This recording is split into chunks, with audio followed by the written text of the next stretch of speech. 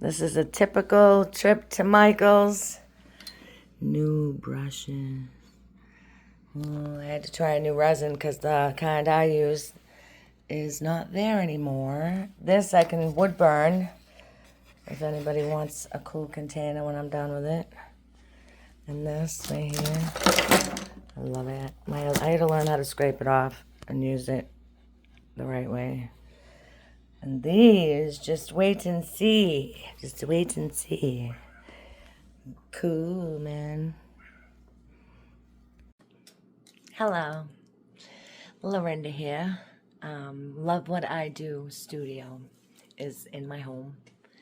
And I have a cute little table here that I'm going to have fun creating. Anybody can do. It's actually, I'm going to be using flowers. Okay, so I just want to share a little bit of my story, my experience, my strength, and my hope. While I'm going to touch up a little bit of, experience, strength, and hope. My experience, the strength that I got to have the awesome experience to finally be in a good place where I came from, a difficult place.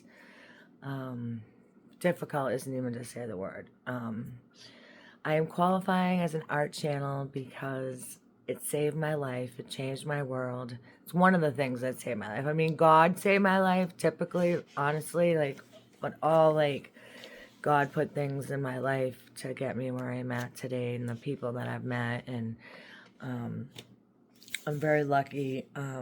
I was one of those half-assed people that did everything, cutting corners, trying to get away with a bad inspection sticker, sneaking into the movies. Everything I did was just, watching Jerry Springer, not,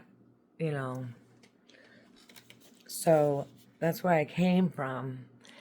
And over the years, I slowly learned about myself. I didn't know who I was for a long time. I was following the wrong crowd, doing the wrong things, looking for love in all the wrong places.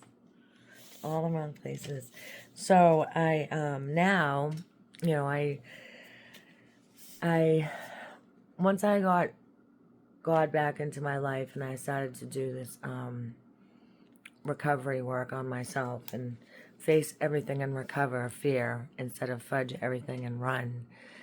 I got myself a nice little community, my own family, my own church family, because my family, even is not good, which I'll tell more about my story as I go on into my channel.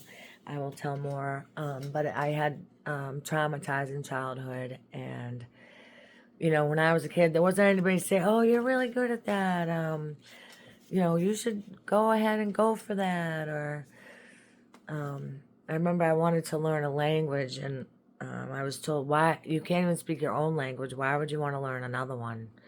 And I never forgot that. So it's so not nice to say not nice things, and to encourage people and lift each other up.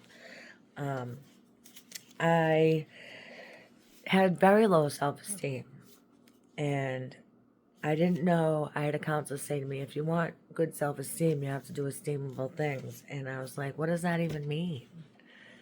What does that even mean? I had to learn, the hard way, by making mistakes over and over and over again and just hating myself more because I couldn't even trust myself. I didn't know what I was going to do, and I had excuses for everything. It was everybody else's fault but mine. So I started to learn. Instead of saying I couldn't understand the Bible, I took Bible study. I went to church. Lots and lots of meetings and counseling and women's meetings and abuse, women's, when I used to women's meetings. I used to do a lot of women. I had a 12-step meetings. And I was hungry for healing, so I went to Andrew Womack. I used to listen to him, and I went to his school, Cara's Bible College in Plymouth. I went to that little school, and that was really nice. an investment in myself. I signed up with Life on Fire a couple years ago, and they're a faith-based entrepreneur leadership group, like community, which was awesome for me. And it taught me how to be disciplined and consistency. I was learning consistency. I had a little get well job that I had to get rid of. It was just, let's see. So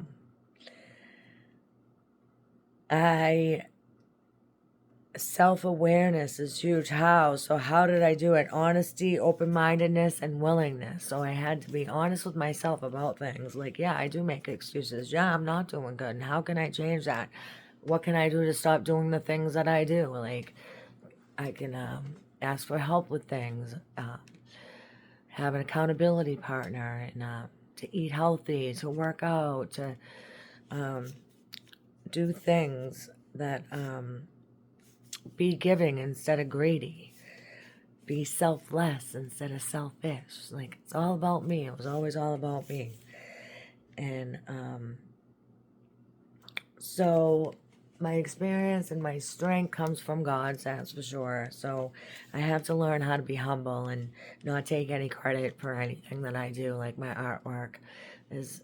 I finally had to clean out some stuff. I had to forgive. I had to get old limiting beliefs out of my mind and saying that I'm not good enough and, I can't do that. I've never, if you can't, it means you won't and you don't. So I didn't. And now I just try new things. And I started doing stuff. I started working on boats.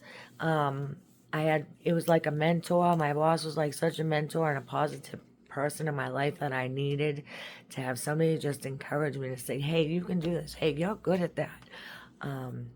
Let me take you to this. I used to go to business meetings.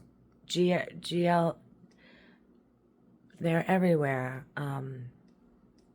GSR meeting? Forget.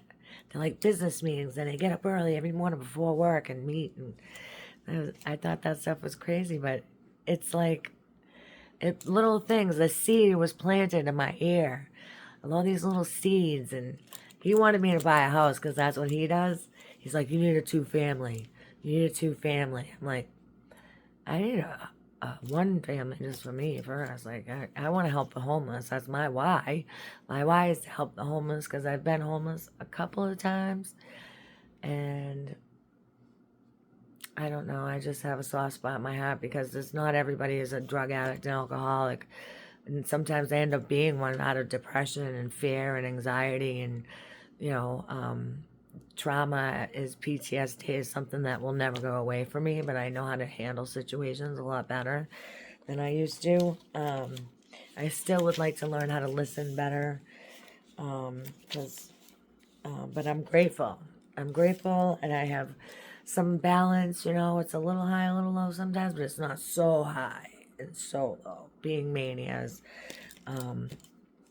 something that I have to work on as well. And learning how to decompress and process things and have goals and dreams. Like, I never had that before, and I'm over 50.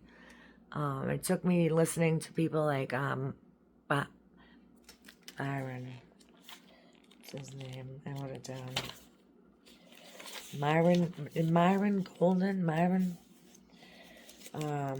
I started to watch people like Myron Golden. Yeah.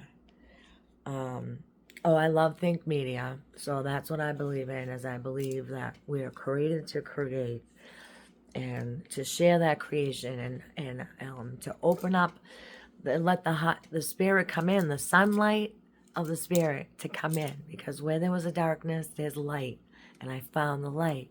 I just kept going, even though I gave up. I threw in the towel quite a few times, but I have resilience. And thank God for that, because he gave me the resilience to get up and try again.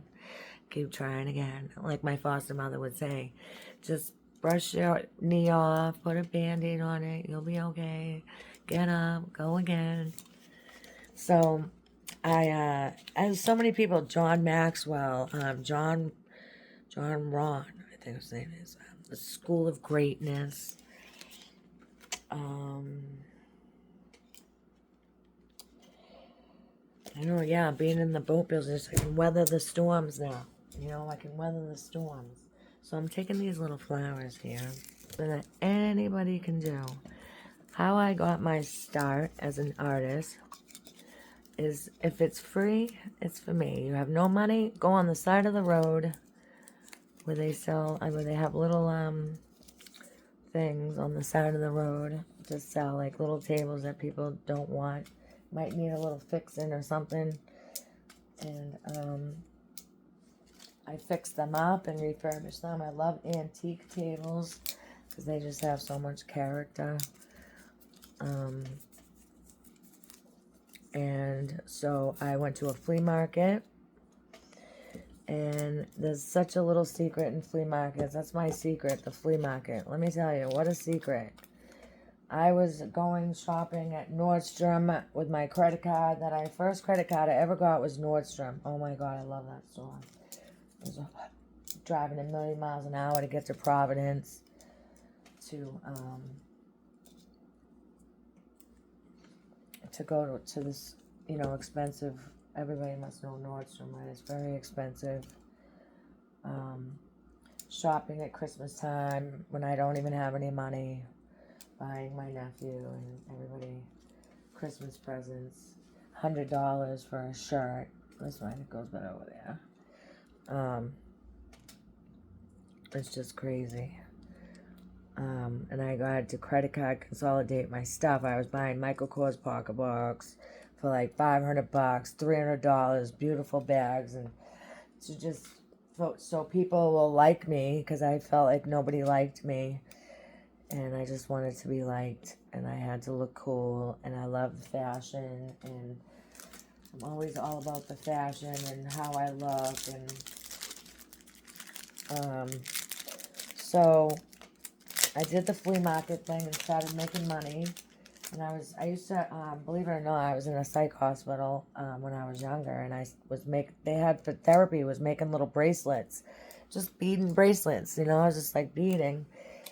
And so that turned into a kind of like a little side hustle. I was making jewelry, and that got me at the flea market into the artist community, which was next to the flea market. So I got to sell like antiques and jewelry, and you wouldn't believe the stuff that I find and I can fix up and I made money on. I've sold so much stuff in my day. It's crazy. The pictures, 30,000 if not more pictures of just stuff I sold. I like to buy and sell jewelry. I get to have my cake and eat it too. I get to wear it, style it, sell it. I learned how to do that. Everyone has marketplace, right? And I used marketplace. I sold my stuff on Poshmark, at Poshmark account. So I've been a single female for quite some time, and I am saving myself for a mission. I feel like God has me on a mission to share my experience, strength, and hope with people, to know that if I can do it, you can do it too. And it took a lot of people praying for me. It took a lot of lessons that I had to learn the hard way. I almost went to jail. I actually did go to jail. I've been in psych hospitals. I tried to kill myself. I hated myself. Now I can actually say that I love myself, which is really kind of crazy that I just said that, because that's still kind of hard. It's not always easy, because I feel like a screw up sometimes. I talk too much and get myself in trouble. And, so what do you think, guys? This one to go here. A few more flowers over here. So now I'm going to put resin in there. And that will be my design. So, a little bit at a time. I've had one crazy, crazy life. And I'm going to pour resin all in here.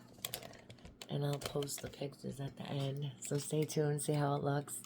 I hope you got something from this. I hope you know that Jesus loves you.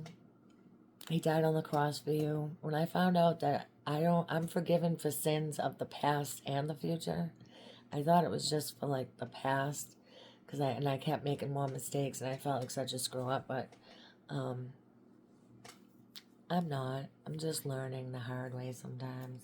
Sometimes doing the hard things, it's easier when you do the hard thing. You think it's so hard, but if you just do it, if I just do this video and get it over with, it's wicked hard to do, but I'm sharing my experience and my strength and my hope for you, that you can learn to find your art. Find something that you love to do. Do you love animals? Do you like to walk? Like, be a dog walker. You know how much money dog walkers make? Like, that's an art. The art of dog walking. My dog always has to have walkers help because my disability causes me not to be able to. I have these things in my feet and they're really bad. So part of my reason for doing this is the pain. So I get to work from home. I get to be an artist. It took only a couple years. I sell my stuff at flea markets. I've never done art fairs or anything, but I have a table in a museum in Plymouth at the Veterans Museum. I wood burned a prisoner of war table. A beautiful wood burning on an old antique table. It's beautiful. And I have come a long way in a very short period of time. Been able to work from home for myself. I take care of me. I don't have a boyfriend. I don't rely on a man. Because I had to learn how to take care of me. And in a relationship, two sick people don't make a Wally. So I always pick sick people like me. And so it wasn't all the man's fault. I picked him. So I'm on a mission. I'm letting God find him for me. And right now I'm in the process of just getting closer to God. And let my creativity go. My creative juices have been flowing lately. I love YouTube. I would learn a lot on YouTube. Oh, sorry. That scared me. That's PTSD. Do you know that? Does anybody else do that? I get scared so easily. It's my apartment. It's somebody in the hallway. So anyway, I am going to cut it loose now, and I'm going to try to post at least once a week and do a little shorts showing my art. But I'm in it for the long haul, and it's going to take me a while. But good things take a while. The best things take a while. You know, I'm on Facebook, and they don't pay very well. They invited me to get paid. That's really nice. I said no, so I was making videos and videos and videos, and I got a second invite. And it's all my art. So my Facebook's all reels and art. I have like over 500 videos of art, all my before and afters. I've been producing art on a daily basis, but sometimes the physical aspect can be a bit much, but so I'm learning how to take care of myself and get lots of rest, especially because I love this new art thing. It's like a new addiction. It is. I'm addicted to like paintbrushes now and artsy stuff. So I sell tables. I sell, I was Googling, like, I gotta ask questions. Like, what are the questions? How do you make money at a flea market? What sells at a flea market? Coffee tables. Boom.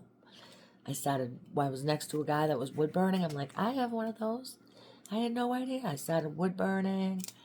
I do paintings. I do oil paintings and acrylic paintings. And I draw stuff out. I like sunsets. And this is my whole, I did a mural on my back wall here.